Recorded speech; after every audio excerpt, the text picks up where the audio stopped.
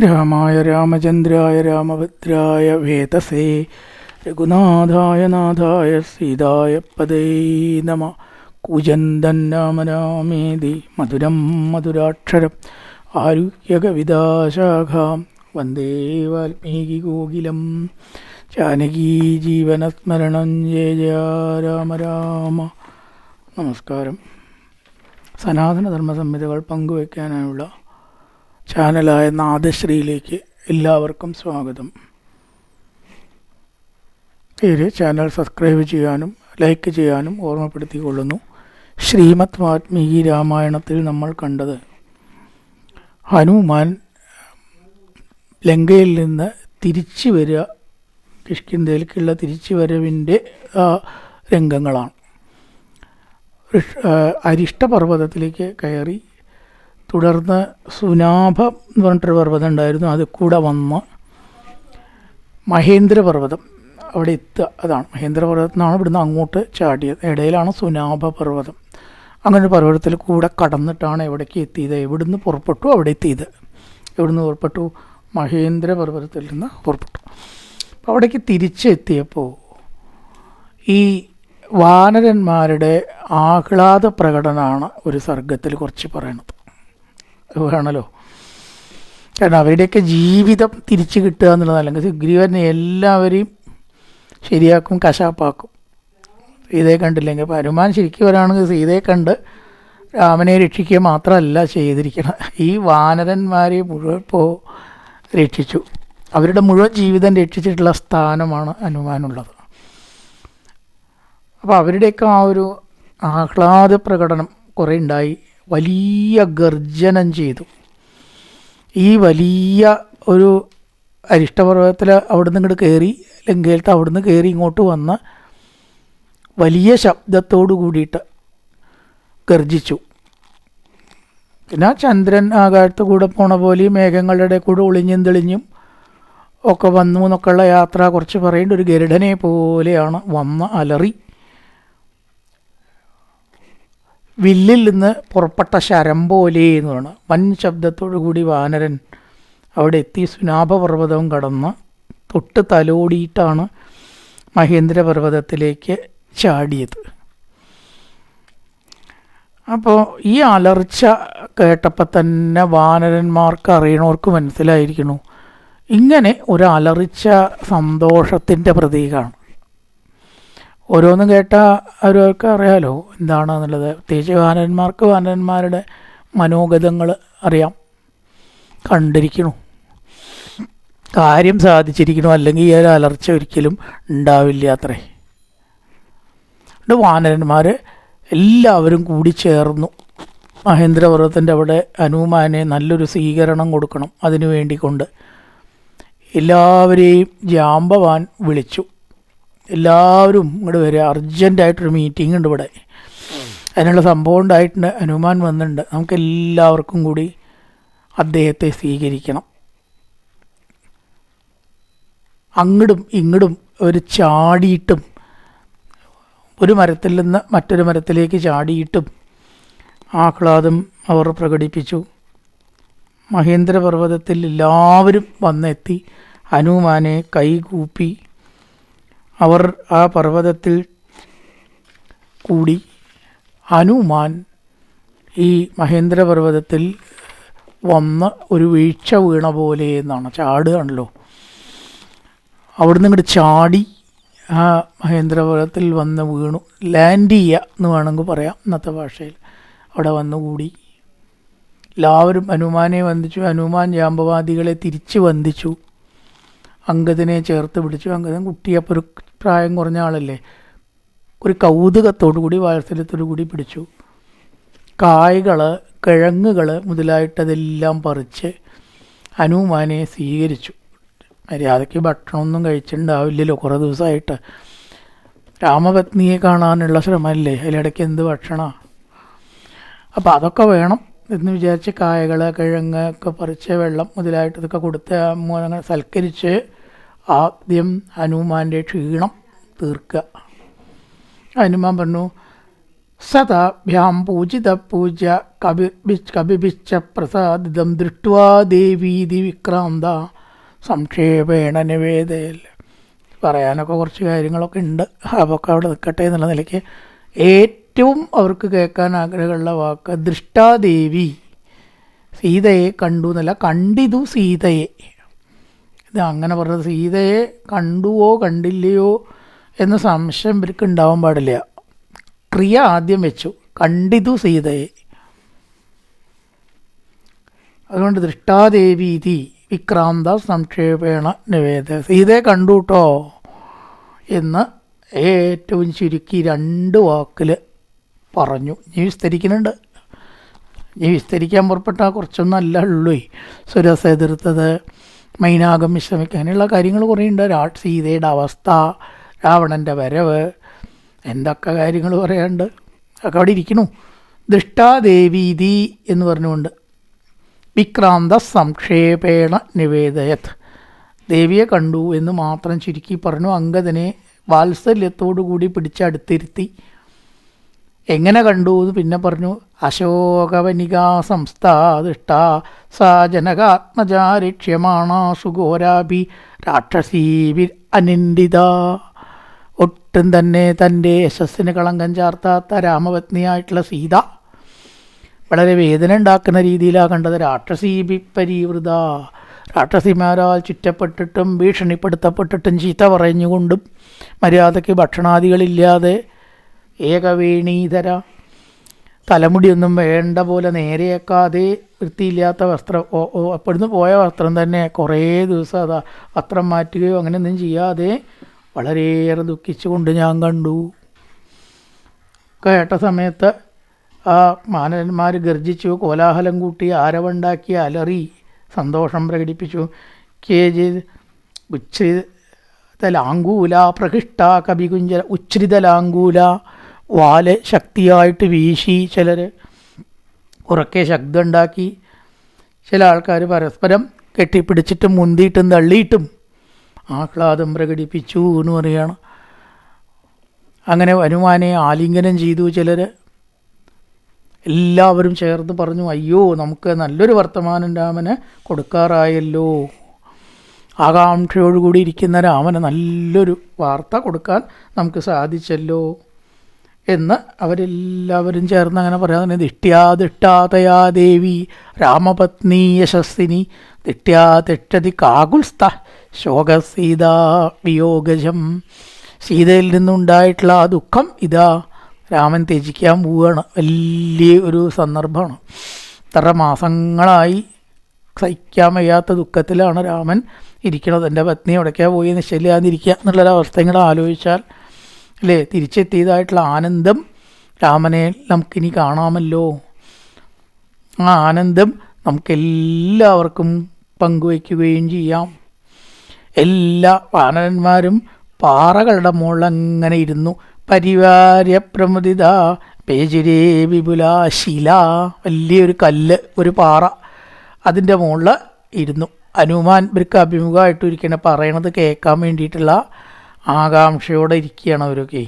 ഇപ്പം എന്തൊക്കെ പറയണതെന്ന് അത്യാകാംക്ഷയുണ്ട് കേൾക്കാൻ, എല്ലാവർക്കും കൊതിയുണ്ട്. ഉപവിഷ്ടാഗിരേ തസ്യ ശിലാസു വിപുലാസുതേ, വലിയ ആ പർവ്വതത്തിൽ എല്ലാവരും അവിടെ അങ്ങനെ ഇരുന്നു ചെവി ഓർത്തും കൊണ്ടായിരിക്കണം. എന്താ ഹനുമാൻ പറയണത്, ഓരോരോ വാക്കും എന്താണെന്ന് ശ്രദ്ധിക്കാം.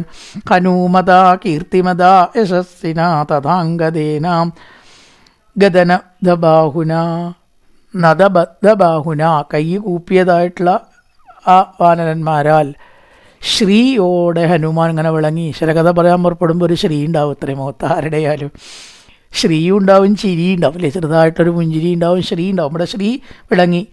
മുദാ തഥാധ്യാസിതമുന്നതം മഹൻ മഹീധരാഗ്രം ജ്വലിതം ശ്രീയാഭവൽ, ശ്രീ ഉണ്ടായി. അല്ല തേജസ്സോട് കൂടിയിട്ട് ഉണ്ടായ കഥകളൊക്കെ പറയുകയാണ്. അതിനെ ഹനുമാൻ ഇങ്ങനെ പറയണതായിട്ടൊരു സർഗം മുഴുവനെ വിവരിച്ചിട്ടുണ്ട്. ഒരുപാട്. ജാമ്പവാൻ ചോദിച്ചു, എന്തൊക്കെയാണ് ഹനുമാൻ ഉണ്ടായത്? ഇവിടുന്ന് പോയ മുതൽക്ക് ഇവിടെ മടങ്ങി വരുന്ന വരെ ഉള്ള കാര്യം വിസ്തരിച്ച് പറയുകയാണെങ്കിൽ കുറേ ഉണ്ടാവുമെന്ന് ഞങ്ങൾക്കറിയാം. ചുരുക്കിയിട്ടെങ്കിലും ഒന്നും വിടാതെ അതൊക്കെ ഒന്ന് കേൾക്കണം. പിന്നെ ഞങ്ങൾക്കുണ്ട് എന്തൊക്കെയാണ് ഉണ്ടായത് എന്ന് പറയാം. എങ്ങനെ സീതയെ കണ്ടു? കഥം ദൃഷ്ടാ തയാ ദേവി കഥം വാ തത്ര വർത്തതേ. എവിടെയാണ് ആ ദേവി ഇരുന്നിരുന്നത്? തസ്യാം ചാപി കഥം വൃത്ത ക്രൂരകർമ്മം ദശാനനാം. ദുഷ്ടനായിട്ടുള്ള ദശാനനൻ എന്തൊക്കെയാ ആ ദേവിയെ ചെയ്തത്? എത്രയ്ക്ക് ഉപദ്രവങ്ങളാണ് ചെയ്തത്? എല്ലാം പറയണം. നല്ലതായാലും ചീത്തയായാലും കണ്ടൂലോ. ഇനി അതൊക്കെ പറയാൻ മടിക്കരുത്, എല്ലാം ഞങ്ങൾക്ക് കേൾക്കണം എന്നുണ്ട് എന്ന് പറയണം. എന്താണ് രാമനോടിപ്പം നമ്മൾ പറയേണ്ടത്? നമ്മളെല്ലാവരും ഒരു ധാരണയിലെത്തിയിട്ട് വേണം പറയാം. അഥവാ വല്ലതും പറയാതിരിക്കണമെങ്കിൽ അതും വേണമല്ലോ. എന്തെങ്കിലും പറയാതിരിക്കാറുണ്ടോ ഉണ്ടെങ്കിൽ അത് പറയണം. അത് പറയരുത്. പറയേണ്ടതോ പറയും വേണം. യശ്ചാർത്ഥത്തത്ര വക്തവ്യോ. എന്താണ് പറയേണ്ടത്? ഒരാളൊന്ന് പറയുക, ഒരാളൊന്ന് വിരുദ്ധമായിട്ട് പറയുക, അത് പാടില്ല. എല്ലാവരും ഏകസ്വരത്തിൽ ഒന്നേ പറയാവൂ. അപ്പോൾ ആ ഒരു ധാരണ ഉണ്ടാവാനായിട്ട് എന്തൊക്കെയാണ് അതിൻ്റെ ഉള്ളിലുണ്ടായത്? അതാണ്ട് കഴിഞ്ഞു. പ്രണമ്യ ശിരസാ ദേവ്യൈ സീതായൈ പ്രത്യഭാഷത. ഹനുമാനാവട്ടെ തെക്കോട്ട് ഒന്നങ്ങനെ നോക്കിയിട്ട് ആ സീത ഏകദേശം ഇരിക്കുന്ന സ്ഥാനത്തെ നോക്കി ഒന്നങ്ങനെ വന്ദിച്ചു. സീതയെ വന്ദിച്ചിട്ട് രാമനെയും മനസ്സിൽ വന്ദിച്ചുകൊണ്ട് മറുപടി പറയാൻ തുടങ്ങുകയാണ്. കടൽ കടക്കാൻ പോയപ്പോൾ ആദ്യം ഉണ്ടായത് മൈനാകം വിശ്രമിക്കാൻ പറയുകയാണ്. അപ്പം ഞാൻ പറഞ്ഞു, പെരുവഴിയിൽ അശനശയനങ്ങൾ പ്രധാന കാര്യങ്ങൾക്ക് വേണ്ടി പോകുമ്പോൾ ചെയ്യരുത്. ഭക്ഷണം കഴിക്കുകയോ കിടന്നുറങ്ങുകയോ ചെയ്യരുത്. അത് കാര്യവിഘ്നത്തിന് കാര്യമാവും എന്ന് പറയുകയാണ്. അപ്പോൾ അതുകൊണ്ട് മൈനാകം വിശ്രമിക്കാൻ പറഞ്ഞത് ഞാൻ കേട്ടില്ല. പിന്നെ വായുവിൻ്റെ തോഴനാണ്, പണ്ട് പർവ്വതങ്ങളുടെ ചിറകൊക്കെ വെട്ടാൻ ഇന്ദ്രൻ ശ്രമിച്ചപ്പോൾ രക്ഷപ്പെടുത്തി എന്ന് പറഞ്ഞിട്ടാണ്. അതുകൊണ്ട് ഈ വംശത്തിനോട് തന്നെ കടപ്പാടുണ്ട് എന്ന് പറഞ്ഞ് ഹനുമാനോട് വിശ്രമിക്കാൻ പറഞ്ഞു എന്നും അങ്ങനെയുള്ള കാര്യങ്ങളൊക്കെ പറഞ്ഞു. രാമൻ ധർമ്മിഷ്ഠനാണ്. അതിനുശേഷം സുരസ എതിർത്തു. ദേവന്മാർ പറഞ്ഞു വെച്ചിട്ട് ആ സുരസ വായിലേക്ക് കടക്കാൻ വേണ്ടി പറഞ്ഞു. ഞാൻ കടക്കില്ല എന്ന് പറഞ്ഞു. വായ വലുതാക്കി പെരുവിരലിൻ്റെ വലിപ്പത്തിൽ ഞാൻ വായിലേക്ക് കടന്ന് പുറത്തേക്ക് ചാടി. സുരസയെയും തോൽപ്പിച്ചു. സിംഹിക വന്നു, സിംഹികയെ വധിച്ചു. അതിനുശേഷം മൈനാകൊക്കെ എന്നോട് സുഖമായിട്ട് പോകാൻ വേണ്ടി പറയുണ്ടായി. സിംഹികയെ വധിച്ചു. ദേവന്മാർ ഈ സമയത്ത് എന്നെ പുകഴ്ത്തലുണ്ടായി എന്ന് പറയുകയാണ്. അതിനുശേഷം ലങ്കയിലേക്ക് പ്രവേശിച്ചു. ലങ്കാലക്ഷ്മി എന്നെ എതിരിടാൻ വന്നു. എൻ്റെ സമ്മതം കൂടാതെ കടക്കാൻ പാടില്ല എന്നുകൊണ്ട് ഞാൻ ഇടിച്ചു. ചെറുതായിട്ടുള്ള ശിക്ഷ കൊടുത്തപ്പോൾ അവൾ കീഴടങ്ങി. എവിടേക്കാച്ചാൽ പൊക്കോളാം. അവന് ബ്രഹ്മാവിൻ്റെ വാക്യം അനുസ്മരിച്ചു. ഒരു കവിയാൽ നീ തോൽപ്പിക്കപ്പെട്ടാൽ അവന് കീഴടങ്ങുന്നതാണ് നിനക്ക് നല്ലത്. അല്ലെങ്കിൽ പ്രാണൻ ചിലപ്പോൾ കിട്ടിയെന്ന് വരില്ല. അവൻ ചില്ലറക്കാരനല്ല എന്ന് പണ്ട് ബ്രഹ്മാവ് പറഞ്ഞത് ഓർത്തു. ലങ്കാദേവി എന്നോട് സഹകരിച്ചു. പിന്നെ അവിടേക്ക് പോകാൻ എനിക്ക് സാധിച്ചു. അങ്ങനെ അവിടേക്ക് പോയി എല്ലാ ദിക്കിലും തിരഞ്ഞു. രാക്ഷസികളുടെ ഇടയിലും രാക്ഷസിമാർ അവർ കിടന്നുറങ്ങണ സ്ഥലം, മദ്യപാനത്തിനുള്ള ശാല, ഇതിനെയെല്ലാം ഞാൻ കണ്ട് എവിടെയും സീതയെ കാണാതെ ദുഃഖിച്ചു. മണ്ഡോദരിയെ കണ്ട് സീതയാണ് തെറ്റിദ്ധരിച്ചു. ഒരു നിമിഷം സന്തോഷമുണ്ടായി. അടുത്ത നിമിഷം മണ്ഡോദരിയാണെന്ന് പറഞ്ഞപ്പോൾ ദുഃഖിച്ചു. തുടർന്നോ അശോകവനികയിലേക്ക് ഞാൻ എത്തി എന്ന് പറയുകയാണ്. അതാണ് ഏകവേണീധരാധീന ഭർത്തൃചിന്താപരായണ. തലമുടിയൊന്നും വേറെടുത്ത് നേരേക്കാതെ കണ്ട് ഭൂമിയിൽ കിടക്കുന്നു. ഭൂമിശയ്യാവിവർണാംഗി. രാജകീയമായിട്ടുള്ള രീതിയിൽ കിടക്കേണ്ടതായിട്ടുള്ള ദേവി ഭൂമിയിൽ കിടക്കേണ്ടതായിട്ട് കാണേണ്ടി വന്നു. ഹേ കവികളെ, എനിക്ക് ഭൂമിശയ്യാവിവർണാംഗി പത്മിനി വഹിമാകമേ. മഴക്കാലത്ത് ഈ മഞ്ഞുകാലത്ത് വാടിയ താമര പോലെ. മഞ്ഞുകാലത്ത് ഈ മഞ്ഞ് വീണ താമരയ്ക്കൊരു വാട്ടുണ്ടാവുന്ന അതിൻ്റെ ആ ഭംഗിയൊന്നിങ്ങനെ കുറയും. അതേപോലെ എന്നാ സുന്ദരിയുള്ള വസ്തുവല്ലേ അതെ. സുന്ദരിയായിട്ടുള്ള സീത വളരെയേറെ മങ്ങലോടുകൂടി ഇരിക്കുന്നതായിട്ട് ഞാൻ കണ്ടു. ഒരു മാൻ ചെന്നായ്ക്കളുടെ കൂട്ടത്തിൽപ്പെട്ടാൽ എങ്ങനെയുണ്ടാവും? അതേപോലെ രാക്ഷസിമാരാൽ വളരെയേറെ ഭർഷിക്കപ്പെട്ട ചീത്ത പറഞ്ഞ് എങ്ങനെയൊക്കെയാണ് പറഞ്ഞത് എന്ന് പറയാൻ പോലും പറ്റാത്ത വിധം അവർ സീതയെ വെട്ടുമെന്നും കൊല്ലുമെന്നും പറഞ്ഞിട്ടുണ്ടായിരുന്നു. മരിക്കാൻ ഉറച്ചു ആ സീത. അതും ഞാൻ കണ്ടു. ഇനി ഞാൻ മരിക്കുകയാണ് ഭേദം. ഇങ്ങനെ എനിക്ക് ജീവിക്കാൻ സാധ്യമല്ല. രാമനിൽ നിന്നും കൗസല്യയിൽ നിന്നും ദശരഥനിൽ നിന്നും എല്ലാവരിൽ നിന്നും വേർപിരിഞ്ഞിട്ടുള്ള ഈ ജീവിതം ഇനി എനിക്ക് വേണ്ട. ഇതാ ഞാൻ മരിക്കാൻ പോവാണ് എന്നടക്കം തീരുമാനമെടുത്തു. രാക്ഷസികൾ പല രീതിയിലും അതൊക്കെ ഒളിച്ചിരുന്നു കൊണ്ട് ഞാൻ കണ്ടു. അങ്ങനെ ഇരിക്കെ രാവണൻ്റെ വരവുണ്ടായി. ഈ ലോകത്തിൻ്റെ മുഴുവൻ രാജാവായിട്ടുള്ള എൻ്റെ പത്നിയായിട്ട് നീ പട്ടമേഷിയായിട്ട് വാഴൂ. നിനക്ക് എന്ത് വേണമെങ്കിലും ഞാൻ തരാം, എന്ത് വേണമെങ്കിലും ജനകമഹാരാജാവിന് ഞാൻ കൊടുക്കാമെന്ന് എൻ്റെ അച്ഛന്. എന്തിനാണ് നീ യൗവനം ഇപ്രകാരം നശിപ്പിക്കുന്ന ചെറുപ്പകാലമൊക്കെ? 2 മാസം നിനക്ക് ഞാൻ അവധി തരാം. അതിനിടയ്ക്ക് നീ വശമായിട്ടില്ലെങ്കിൽ തീർച്ചയായിട്ടും വെട്ടി നിന്നെ ഭക്ഷണമാക്കും ഈ രാക്ഷസികൾ. ഞാൻ അവർക്ക് ആജ്ഞ കൊടുത്തു എന്ന് പറയുന്നതും ഞാൻ കേട്ടു.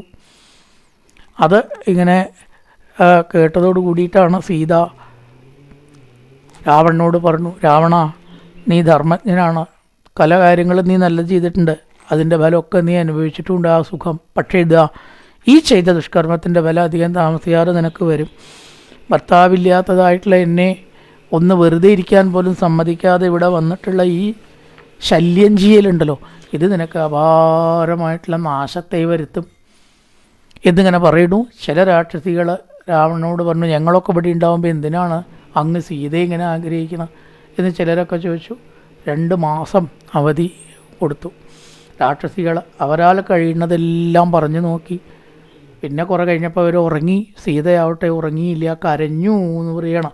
തതത്താ സർവാവികദാശാ നിരുദ്യമ, സീതയെ മാറ്റാൻ കഴിയില്ല എന്ന് തീരുമാനിച്ച് പരിക്ലിശസ്തമത്ത നിദ്രാവശമുപാഗത, അവരൊക്കെ പോയിട്ട് ഉറങ്ങി. സീത കരയുകയും ചെയ്തു. അങ്ങനെ ഇരിക്കെ ത്രിജട കണ്ടതായിട്ടുള്ള സ്വപ്നത്തിനെക്കുറിച്ച് പറയുകയാണ്. രാക്ഷസന്മാർക്ക് മുഴുവൻ നാശവും, ശരിയല്ലാത്ത ചില ലക്ഷണങ്ങൾ, ശരിയല്ലാത്ത വാഹനങ്ങൾ, കുതിര, കഴുത മുതലായിട്ട് ഇതിലൊക്കെ പൂട്ടി കുംഭകർണാദികൾ പോകുന്നതും ഒക്കെ ഞാൻ കണ്ടു. രാക്ഷസന്മാരൊക്കെ നശിക്കുന്നു, ശ്രീരാമൻ വന്ന് ജയിക്കുന്നു, സീതയെ മടിയിലിരുത്തി പുഷ്പക വിമാനത്തിൽ കയറ്റി കൊണ്ടുപോകുന്നത് ഞാൻ കണ്ടു. അതുകൊണ്ട് ത്രിജട പറഞ്ഞു, ഈ സീതയോട് നിങ്ങൾ കളിക്കേണ്ടത് അപകടമാണ്. ഇവൾ സാധാരണ സ്ത്രീയല്ല. നല്ല നല്ല ചില ലക്ഷണങ്ങൾ അവളുടെ ശരീരത്തിലും കാണുന്നുണ്ടല്ലോ. അതുകൊണ്ട് നിങ്ങൾ ഈ സീതയെ വെട്ടാനും കൊല്ലാനും ഒന്നും പുറപ്പെടണ്ട. രാവണനെ എന്തെങ്കിലും പറഞ്ഞോട്ടെ, അയാൾക്ക് പറയേ വേണ്ടൂ. രാവണന് പറയേ വേണ്ടൂ. അതുകൊണ്ട് നമ്മൾ രാവണനെ അലോക്യപ്പെടുത്തുകയും ചെയ്യരുത്, സീതയെ ദ്രോഹിക്കുകയും ചെയ്യരുത്. അങ്ങനെ ഒരു നയത്തിൽ പോവുക നല്ലത് എന്നാണ് എൻ്റെ അഭിപ്രായം. ഇത് കേട്ടപ്പോൾ ചില രാക്ഷസിമാർക്കൊക്കെ ഭയമുണ്ടായി. ത്രിജട അങ്ങനെ വെറുതെ എന്തെങ്കിലും പറയില്ല. ശരി, രാവണനെ അലോക്യപ്പെടുത്തണ്ട, സീതയെ ഒന്നിങ്ങനെ ഉപദ്രവങ്ങൾ കുറച്ചളയാം എന്നവർക്ക് തോന്നി. അതിനുശേഷം ഞാനിതെല്ലാം കണ്ടുകൊണ്ട് സീതയുടെ ശ്രദ്ധ ആകർഷിക്കാൻ വേണ്ടി രാമൻ്റെ കഥ ശ്രുതിമധുരമായിട്ടുള്ള സ്വരത്തിൽ ഇതുവരെ അങ്ങോട്ട് പറഞ്ഞു. പട്ടാഭിഷേകം നിശ്ചയിച്ചത് മുടങ്ങിയിരുന്ന ദശരഥരാജാവിൻ്റെ മക്കളിൽ മൂത്തവനായിട്ട് രാമൻ കാട്ടിൽ വന്നതും ജനസ്ഥാനത്ത് വെച്ച് സീത അപഹരിക്കപ്പെട്ടതും സുഗ്രീവനുമായിട്ടുള്ള സഖ്യം ഉണ്ടായതും സീത അപഹരിക്കപ്പെട്ടതിനെ തുടർന്ന് അന്വേഷണം ആരംഭിച്ചതും ലങ്കയിൽ ഞാൻ എത്തിയത് വരെയുള്ള കഥ. തസ്യാസ്തദ്ഭജനം ശ്രുത്വാ അഹമപ്യബ്രുവം ഭജാദേവി രാമസ്യ ഭർത്തുസ്തേ സഹായോ ഭീമവിക്രമ. ഞാൻ ഒരുപാട് കാര്യങ്ങളൊക്കെ ചെയ്തിട്ടുള്ള വിക്രമമുള്ള രാമദൂതനാണ്. ദേവിയെ കാണാൻ വേണ്ടി രാമൻ അയച്ചതാണ്, രാമദൂതനാണ് എന്ന് പറയണം. ഭവതിക്ക് വിശ്വാസമില്ല വെച്ചാൽ രാമൻ തന്നതായിട്ടുള്ള ഈ അങ്കുലീയകം, രാമനാമാങ്കിതമായിട്ടുള്ള മോതിരം കാണൂ എന്നിങ്ങനെ പറഞ്ഞു. അത് വളരെ അത്ഭുതമായിട്ട് സീതയ്ക്ക് തോന്നി. ഇവൻ കള്ളനല്ല, വ്യാജം ഒന്നും അറിയുന്നവനല്ല, സത്യവാനാണ് എന്നങ്ങനെ തോന്നി. ചെറുതായിട്ടൊരു സ്വരൂപം സ്വീകരിച്ച് ദേവിയുടെ മുമ്പിൽ ഇങ്ങോട്ട് വന്നു. ദേവി, ഞാൻ ദേവിയെ ഇപ്പം തന്നെ എൻ്റെ പുറത്ത് കയറുകയാണെന്ന് വെച്ചാൽ അങ്ങോട്ട് എത്തിക്കാം, എന്താ പോരുന്നോ? അതിനുള്ള ശക്തി എനിക്കുണ്ട്. ഇങ്ങോട്ട് വരാമെന്നുണ്ടെങ്കിൽ അങ്ങോട്ട് പോകാൻ പറ്റണമല്ലോ. അപ്പോൾ അതുകൊണ്ട് അപാരമായിട്ടുള്ള ശക്തിയായിട്ടുള്ള എനിക്ക് ദേവിയെ ഏറ്റി അപ്പുറത്തേക്ക് എത്തിക്കാൻ ഒരു പ്രയാസവും ഇല്ല. ഉടൻ തന്നെ ഈ രാക്ഷസവരിൽ നിന്ന് ദേവിയെ ഞാൻ രക്ഷിക്കാം. അങ്ങനെ ചെയ്യട്ടെ. ഇപ്പോൾ വന്ദിച്ചുകൊണ്ട് പറഞ്ഞു, അയ്യോ അത് വേണ്ട, കാരണം അതിന് ഈ ശത്രുവിനെ വധിച്ച് രാമൻ തന്നെ എന്നെ കൊണ്ടുപോകുന്നതാണ് രാമൻ്റെ കീർത്തിക്ക് നല്ലത്. മാത്രമല്ല ശത്രുക്കൾ ഇവിടെ ഇരിക്കുമ്പോൾ എനിക്ക് പിന്നെയും സ്വസ്ഥത ഉണ്ടാവില്ല. വീണ്ടും രാവണൻ എന്നെ കൊണ്ടുപോയില്ല എന്ന് എന്ത് കണ്ടു? അതുകൊണ്ട് അവനെ ഉന്മൂലനാശനം ചെയ്യണം, എന്നിട്ട് എന്നെ കൊണ്ടുപോയാലേ അതിന് സുരക്ഷിതത്വമുള്ളൂ. ഉന്മൂലനാശനം ചെയ്യണമെന്നെങ്കിലോ സൈന്യം വേണം. നീ ഒരാൾ പോരല്ലോ, രാവണൻ്റെ സൈന്യത്തോട് എതിരിടാൻ നിനക്കൊരാൾക്ക് എങ്ങനെ പറ്റും? അപ്പോൾ രാമൻ വരട്ടെ, ലക്ഷ്മണൻ വരട്ടെ, സൈന്യങ്ങൾ സുഗ്രീവനോ ആരൊക്കെ വെച്ചാൽ അവരൊക്കെ വന്ന് സകുലം രാവണനെ വധിച്ച് രാമൻ എന്നെ കൊണ്ടുപോകുന്നതാണ് ശരി. അതുവരേക്കും ഒന്നങ്ങനെ കാത്തു നിൽക്കാൻ ഞാൻ തയ്യാറാണ്. മാത്രമല്ല മറ്റൊരാളുടെ ശരീരം ഞാൻ സ്പർശിക്കില്ല. രാവണൻ എന്നെ പിടിച്ചപ്പോൾ അതെങ്ങനെ ഞാൻ സഹിച്ചു എന്ന് എനിക്ക് മാത്രമേ അറിയുള്ളൂ. അത്രയധികം വെറുപ്പോടുകൂടി ഞാനത് കയ്പ് വെള്ളം കുടിക്കണ പോലെ ഹനുമാൻ സഹിച്ചത്. വേറെ നിവൃത്തിയില്ലല്ലോ. അവൻ്റെ തലയും കൈയും പൊട്ടിത്തെറിച്ചാലും വേണ്ടില്ല എന്ന് ഞാൻ പ്രാർത്ഥിച്ചു, നടന്നില്ല. അവൻ്റെ ആസുരശക്തി കൊണ്ട് അവന് നാശം വരണം, അവൻ തല പൊട്ടിത്തെറിക്കണമെന്നും അടക്കം ഞാൻ വിചാരിച്ചു. ഒന്നും സംഭവിച്ചില്ല എന്ന് മാത്രമേ ഉള്ളൂ. അതുകൊണ്ട് അങ്ങയുടെ പുറത്ത് കയറി യാത്ര ചെയ്യുന്നത് അത്ര ശരിയല്ല എന്ന് എനിക്ക് തോന്നുന്നു. എന്നാലും ആ രാമനായിക്കൊണ്ട് ഈ ചൂടാമണി ഹനുമാൻ അങ്ങ് കാണിച്ചു കൊടുക്കണം എന്നുകൊണ്ട് തലേന്ന രത്നങ്ങളെടുത്ത് കാണിച്ചു കൊടുത്തു. പഞ്ചവടിയിലുണ്ടായിട്ടുള്ള അടയാളവാക്യവും പറഞ്ഞു. അവിടെ ഇങ്ങനെ കഴിയുന്നതായിട്ടുള്ള സമയത്ത് കാക്കനായിട്ട് ഇന്ദ്രൻ്റെ പുത്രൻ വന്നു ജയന്തൻ. മാംസം എൻ്റെ ശരീരത്തിൽ നിന്ന് കൊത്തി വേദനിപ്പിച്ചതിനെ തുടർന്ന് ബ്രഹ്മാസ്ത്രം അയച്ചതും കവിളത്തെ ഒരു പൊട്ട് തൊട്ടതും അടയാളവാക്യങ്ങളും ഒന്നും മറ്റാരോടും പറയാത്ത വാക്യങ്ങൾ ഇതൊരിക്കലും ഉപകാരമായിട്ട് വരികയും ചെയ്യും. അങ്ങനെ ഒരു കണ്ണ് കളഞ്ഞതുമായ കാകവൃത്താന്തങ്ങളെക്കുറിച്ചും എല്ലാം ഹനുമാനോട് പറഞ്ഞു. ഇത്രയും കേട്ടു ആ ഹനുമാൻ വാനരന്മാർ അതീവ സന്തുഷ്ടരായി. അവരെല്ലാം രാവണനോട് യുദ്ധത്തിന് ചെയ്യാനുള്ള ഉത്സാഹവും നിറച്ചു ശരീരത്തെ മനസ്സിൽ. രാവണൻ്റെ കഥ എങ്ങനെയെങ്കിലും കഴിക്കണം, അതിനുള്ള ഉത്സാഹം എല്ലാവരുടെ മനസ്സിലുണ്ടായി. യുദ്ധകാംക്ഷിയായിട്ട് അവൻ്റെ വനം നശിപ്പിക്കാൻ തുടങ്ങി. ആദ്യം എന്തുണ്ടായി? ദതിമുഖൻ എന്ന ഒരു വാനരനാൽ സംരക്ഷിക്കപ്പെട്ടതായിട്ടുള്ള സുഗ്രീവൻ്റെ ആ ഒരു വനം, അവിടെ ഉപവനം, അവിടെ ഒരു തോട്ടമുണ്ട്. അത് ഗംഭീരമായിട്ട് അവർ പാലിച്ചു വരുന്നതാണ്. അതൊന്നും തൊടാൻ ആർക്കും ധൈര്യം വരില്ല, കാവലുണ്ട് അവിടെ. പക്ഷേ ഈ സന്തോഷം വരുമ്പോൾ ചെയ്താൽ സുഗ്രീവൻ ചീത്ത പറയില്ല എന്ന് അവർക്കറിയാം. അപ്പം അവർ ഏതായാലും അതൊന്ന് ആഘോഷമാക്കാൻ തീരുമാനിച്ചു. എല്ലാവരും മധു കഴിച്ചു, തേനെ ഇതിലായിട്ടതൊക്കെ ധാരാളം കഴിച്ച് പഴവർഗ്ഗങ്ങൾ ഭക്ഷിച്ച് ആ വനം മൊത്തത്തിൽ അങ്ങോട്ട് നശിപ്പിക്കാൻ തുടങ്ങി. ആഹ്ലാദ പ്രകടനത്തിൻ്റെ ഇടയിൽ, അതിൻ്റെ ഇടയിൽ ആ ശൈത്യപ്രാസാദം ലങ്കയെ ദഹിപ്പിച്ച കഥ, ചെമ്പുമാലി പഞ്ചസേന നായകന്മാരെ വധിച്ചു, മന്ത്രിപുത്രന്മാരെ വധിച്ചു, അക്ഷകുമാരനെ വധിച്ചു, അതും പറഞ്ഞു. ഇവ കാര്യങ്ങളൊക്കെ ഹനുമാൻ വിടാതെ പറയുണ്ടായി. ഇന്ദ്രജിത്തിൻ്റെ ബ്രഹ്മാസ്ത്രത്തിൽപ്പെട്ടതും ലങ്കയെ ദഹിപ്പിച്ചതും ഒക്കെ പറഞ്ഞു. അങ്ങനെയുള്ള കാര്യങ്ങളെല്ലാം ഹനുമാൻ അതിനു മുമ്പേ പറഞ്ഞിട്ടുണ്ടായിരുന്നു. തുടർന്ന് എന്നെ വധിക്കാൻ ശ്രമിച്ചു രാവണൻ എന്നും പറഞ്ഞു. അപ്പോൾ വിഭീഷണൻ തടഞ്ഞു, ദൂതനെ കൊല്ലാൻ പാടില്ല. അപ്പോഴാണ് എനിക്ക് ലങ്ക ദഹിപ്പിക്കാനുള്ള അവസരം കിട്ടിയത്. എല്ലാ കെട്ടിടത്തിൻ്റെ മുകളിൽ കൂടിയും ചാടി ആ ലങ്കയെ ഞാൻ ചുട്ടുപൊട്ടിച്ചു എന്ന് പറയുകയാണ്. അങ്ങനെ വാനരന്മാരെല്ലാം വളരെയേറെ ആസ്വദിച്ചു. മധുവനം മുഴുവൻ അവർ ദഹിപ്പിച്ചു. അപ്പോൾ സുഗ്രീവൻ തീരുമാനിച്ചു, സീതയെ കണ്ടിട്ടുണ്ടാവും, തീർച്ചയായിട്ടും സീതയെ കാണാതെ ഇവർ ഇത് ചെയ്യില്ല എന്നുള്ളത്. അങ്ങനെ ആ ദതിമുഖനെ ആക്രമിച്ചു. ദതിമുഖൻ തടഞ്ഞു. പിന്നീട് ദതിമുഖനോട് അനുനയത്തോടു കൂടി പറഞ്ഞു നോക്കി. ദതിമുഖൻ ശാസിച്ച് നോക്കി. ഒന്നും ചെയ്യാണ്ട് എല്ലാവരും ആഹ്ലാദ പ്രകടനം നടത്തി. അതായത് ചിലർ പാട്ടുപാടി, ഗായന്തി കേജൽ പ്രണമന്തി കേജൽ പരസ്പരം കേഴുതുപാശ്രയന്തി, നൃത്യന്തി കേജൽ പ്രണമന്തി കേജൽ, നൃത്തം ചെയ്യുക, നമസ്കരിക്കുക, വണങ്ങുക, പ്ലവന്തി ചാടുക, പ്രലബന്തി ഓരോന്ന് പറയുക. ഇത്തരത്തിലുള്ള ആഹ്ലാദ പ്രകടനമെല്ലാം മധുവനത്തിൽ ചെയ്ത് ആ മധുവനത്തെ മുഴുവനെ തകർത്തു. ആ നദിമുഖനെ ആക്രമിക്കുകയും ചെയ്തു. അത്യാവശ്യം ചില വലിച്ചഴിക്കലുകളടക്കം അവിടെ ഉണ്ടായി. മാന്തിയും കടിക്കലും ആഹ്ലാദ പ്രകടനത്തിടയ്ക്ക് കുറച്ച് ചില അതിര് കടക്കൽ ഉണ്ടാവുമല്ലോ, സ്വാഭാവികമാണ്. അങ്ങനെ എല്ലാവരും ആഘോഷം വേണ്ട പോലെ ചെയ്തിട്ട് എന്ത് ചെയ്തു? കൂടിച്ചേർന്ന് ആലോചിച്ചു, നമുക്ക് കിഷ്കിന്ധയിലേക്ക് പോയിട്ട് ഈ വിവരം രാമനോട് പറയണം. അപ്പോഴേക്കും ഈ ദതിമുഖൻ കുറച്ചങ്ങനെ പരിഭ്രമിച്ചിരിക്കണു. സുഗ്രീവനോട് പോയിട്ട് ഇത് പറയണമല്ലോ, ഇവിടെ എന്തെങ്കിലും നടന്നാൽ അത് അറിയണം. എങ്ങനെ ഈ വനം രക്ഷിക്കാൻ ഏൽപ്പിച്ച വനം നശിപ്പിക്കപ്പെട്ടു എന്ന് പറയാൻ വേണ്ടിയിട്ട് ആ ദതിമുഖൻ സുഗ്രീവൻ്റെ അടുത്ത് വന്നിട്ട് പറയുന്ന രംഗങ്ങൾ വാനരാദികളെല്ലാവരും കൂടി ചേർന്ന് അനന്തരം എന്ത് ചെയ്യണം? സീതയെ കണ്ടു, അതുകൊണ്ടായില്ല, സീതയെ വീണ്ടെടുക്കണ്ടേ, രാവണൻ്റെ അടുത്തേക്ക് പോകണം, അതെങ്ങനെ പോവും? പ്രകാരത്തിലുള്ള കാര്യങ്ങളെക്കുറിച്ചുള്ള ആലോചിക്കലും ഈ ഉദ്യാനം ഭഞ്ജനം ചെയ്തിട്ടുള്ള കാര്യത്തെക്കുറിച്ച് പറയലും ഒക്കെയാണ് ഇവിടുന്ന് അങ്ങോട്ടുള്ള ഭാഗം. ദതിമുഖൻ ചെന്നിട്ട് സുഗ്രീവനെ കാണുന്നു. വാനരന്മാർ എല്ലാവരും കൂടിയിട്ട് കിഷ്കിന്ധയിലേക്ക് ഈ വിവരം പറയാൻ രാമനെ കണ്ടിട്ടില്ല. അപ്പോൾ അവനെയും ലക്ഷ്മണനെയും കാണണേ ഉള്ളൂ.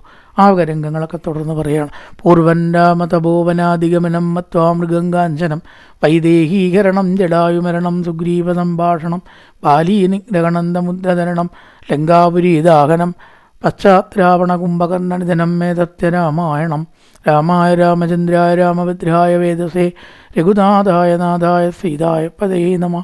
ഓം പൂർണ്ണമദ പൂർണ്ണമിദം പൂർണ്ണാൽ പൂർണ്ണമുദച്യതേ പൂർണ്ണസ്യ പൂർണ്ണമാദായ പൂർണ്ണമേവാവശിഷ്യതേ. ഓം ശാന്തി ശാന്തി ശാന്തി. ഹരി ഓം ശ്രീ ഗുരുഭ്യോ നമ. ഹരി ഓം.